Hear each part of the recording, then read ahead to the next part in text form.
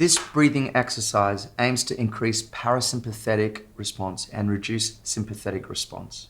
In other words, better rest and digest and less fight or flight. I really encourage you to buy the inner balance sensor and use the phone app. It is your best coach. I have to say that I thought meditation is the best thing for our bodies and minds. I did my master's project at uni in shifting emotions through love and kindness meditation. I thought meditation was the best practice for general well-being. I now believe that consistent, regulated breathing practice has a greater effect for the average person because it can directly influence the autonomic nervous system. Essentially, we want to actively do the exact opposite of what the sympathetic nervous system wants to do. When you're in fight or flight, the body is very much concerned with an external threat, so it is always vigilant for danger. It's hard to be a positive person when you're in this state. You'll probably notice you start commenting on all the negative things you observe. That's the body and mind's way of looking out for possible danger. It wants to point out the possible threats that are physical, but also what threatens our sense of self. So step one, we have to start sensing our inner world. Just like we did in the first module, we're going to sense and feel. If the fight or flight system activates a hypervigilance towards our external environment, let's actively focus on sensing the inside of our bodies, like our heart center. This is going to tell the body that actually, because I'm focusing on my inner world, there mustn't be any threat around me. I must be safe. So work towards a feeling of safety. I'm in my bedroom or lounge room. The doors are locked. There is no physical threat. In this moment, there is nothing to do, fix, or be concerned with because no action is necessary. All is well. Time to relax from all tension. So relax all your muscles. The fight or flight response tenses your muscles so it can fight or run away quickly. So actively relax each part of your body and release any tension. Again, we are convincing the body that it's safe. Now we want to solely breathe through our nose.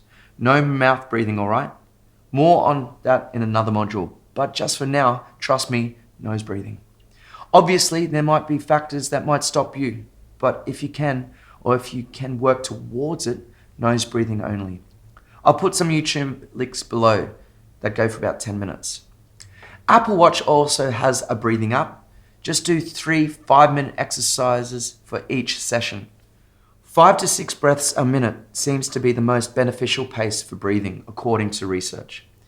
It's the slower breathing that is key. Do breathe deeper, but don't force it. Some adults get dizzy because they're not used to having so much oxygen. Using the inner balance device will help you track your progress. So if you can afford, do buy it. It will also make you aware when and how you are doing it right and when you're not getting the positive results. This is a process, and processes take time. They become quicker with practice. You'll see lots of research and books on HRV training, but essentially, I want you to practice this at least 3 times a day. 15 minutes is ideal, but no less than 10 minutes. Shifting your biology and nervous system from a state of action to sleep ready takes time. Before lunch, before dinner, before bed is ideal to practice. If you can do it in the morning too, that will be beneficial. Obviously, the more and longer you do it for, the better results you will experience. Don't neglect this. We are training the nervous system reflex to become more parasympathetic dominant. This is like a switch that enables your body to digest its food more efficiently and effectively, improve the immune system's ability to deal with biological threats, and not alter itself and help repair and replenish the physical body and its chemicals. If you're one of those people who are passionate about their healthy diets, don't you think it would be best if the digestive system is functioning to its full potential so it can extract all the important nutrients it needs to self-repair? I think so. So make sure this is a daily practice. Okay, have you seen that TED Talk by Amy Cuddy on power poses? Well, what really piqued my interest is that she said her research showed that holding a power pose for an extended time reduced cortisol levels. Reduced cortisol levels, eh? Well, that's our goal, right? Cortisol is connected to the fight or flight response. So add this to your breathing. Sit up straight, but not tense. If you're straight, actually a better word is aligned, you'll have the whole body working together for breathing. Shoulders back, chest slightly elevated. Look straight out, don't look down. Since incorporating the power pose, I've gotten into coherence like 10 to 20 seconds. Why? Well, one of my hypotheses is based on talking to some martial artists.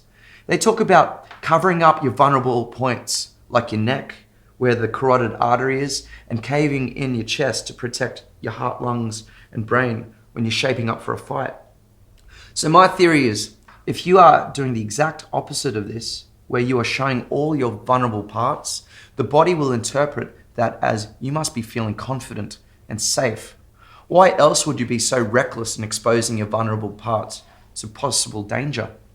Also, if you're experiencing pleasure or celebrating something, the body is generally feeling some of those feel-good chemicals. So it's probably going to feel weird at first, like you're acting too proud, like it doesn't feel right.